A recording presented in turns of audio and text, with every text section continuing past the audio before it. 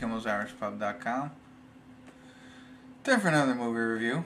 You already knew that. Small Town Crime is tonight's movie. Small Town Crime. It is out on DirecTV while it's in theaters. So you got that little benefit of having DirecTV. You can watch things that are still out in the movie theater. And this stars John Hawkes. So I know him from looking at him, and I'm trying to place him. Like, I feel like I see him in everything. As I scroll through IMDb, I'm looking to see where he starred and stuff like that. And, he's in a lot of different things. He was in Three Billboards, that whole title there. He was in that. He was in a lot of different things. And if you look at his picture, you'll see him. I just can't play hardball. I think he was in Everest. He was in The Perfect Storm as well. It seems like he shows up everywhere, but I thought he would be like in something else. But that's what he's in. Anyway, that's the main actor in this one. It's about an alcoholic ex-cop who finds the body of a young woman, and through an act of self-redemption becomes hell-bent on finding the killer, but unwittingly puts his family in danger. So, that's I'll watch it and tell you what it's really about. But before we get into that, IMDb has it at a 7. That's pretty good for IMDb, right? And then Rotten Tomatoes is at 77% for the critics, 82% for the audience. So, sounds like it could be pretty good, at least according to the rankings. I'm going to get into it a little bit and tell you what it's about. I think there's some other actors and actresses, but I've messed up this whole beginning. So I'll just start watching it, get in my zone, and come back and talk to you in a little bit. All right? Stick with me. I'll be back. Hey, everybody. I'm going to do a quick check-in. We're watching Small Town Crime. We're at the 56-minute and 14-second mark. It is pretty much what the synopsis is. So real quick, the main character, who is John Hawkes, Hawkes,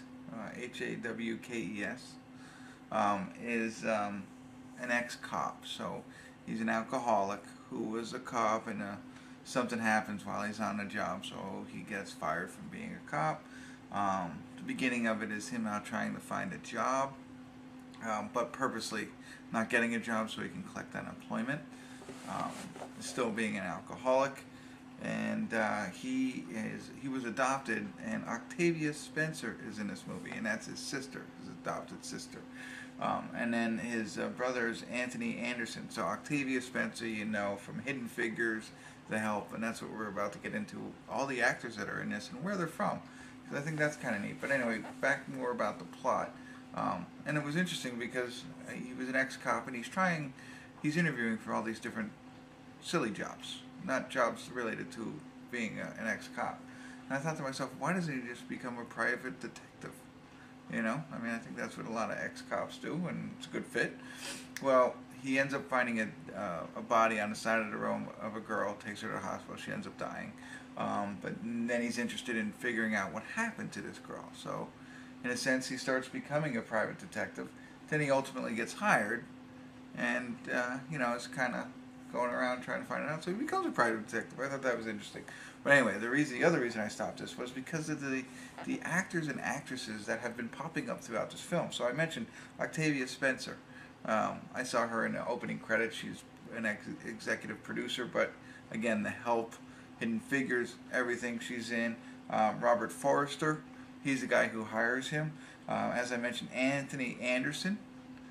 So Anthony Anderson in this movie is married to Octavia Spencer, so it's his brother-in-law. But Me, Myself, and Irene, he was in, and he is on the TV show now. Let me think about the TV show. Let me look it up. Blackish.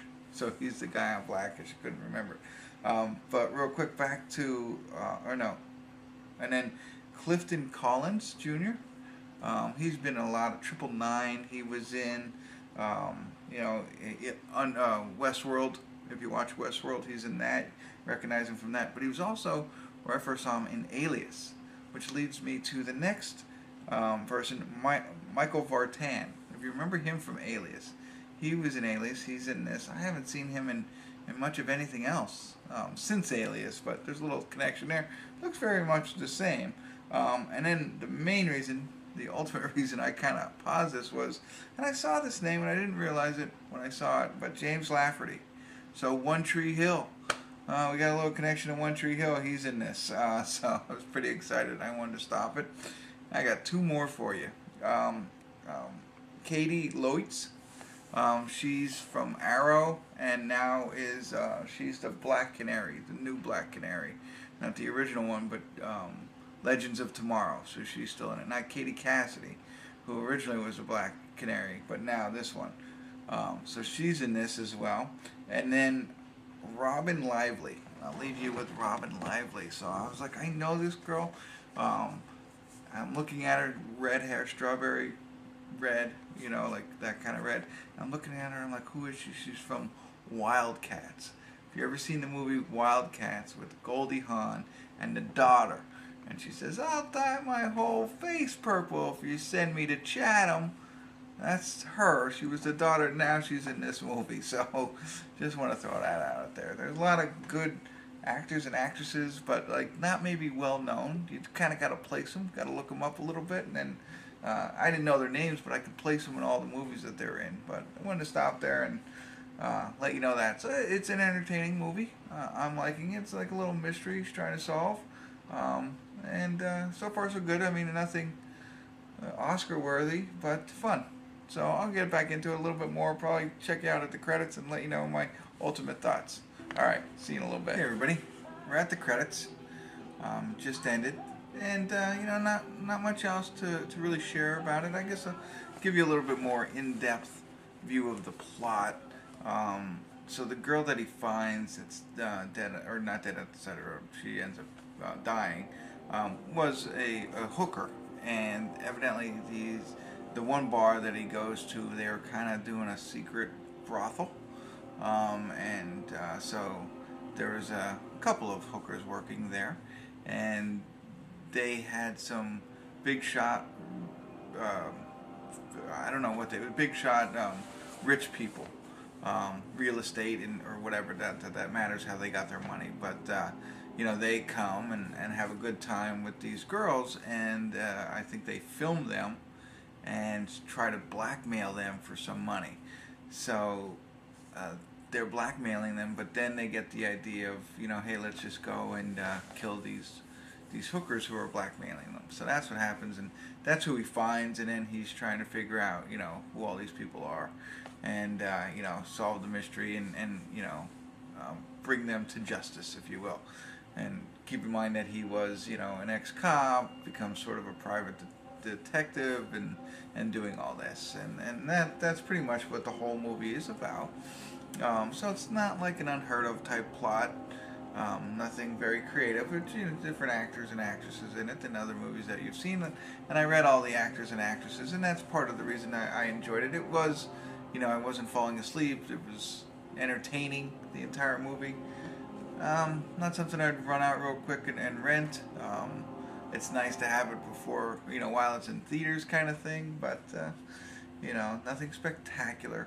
One thing I didn't like, a little criticism on the movie, as I mentioned, Anthony Anderson. Is that his name, Anthony? Let me just double check that real quick for you. Yeah, Anthony Anderson from Blackish plays his brother-in-law. So as he's going through the investigation, the people who are after the hookers figure out he's trying to figure out who they are. And, he's trying to do good. Well, because they figure out who he is, they end up kidnapping Anthony his character, and holding him hostage so that he will give up one of the girls that he has and he's protecting, which is, normal plot lines here, nothing, you've seen that before, and they try and make the exchange, all that stuff, but the thing that I don't get is at the end, like how the brother-in-law ends up mad at him. I just don't get that.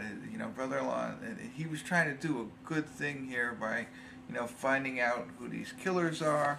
How did he know that people were going to go and kidnap his family and stuff like that?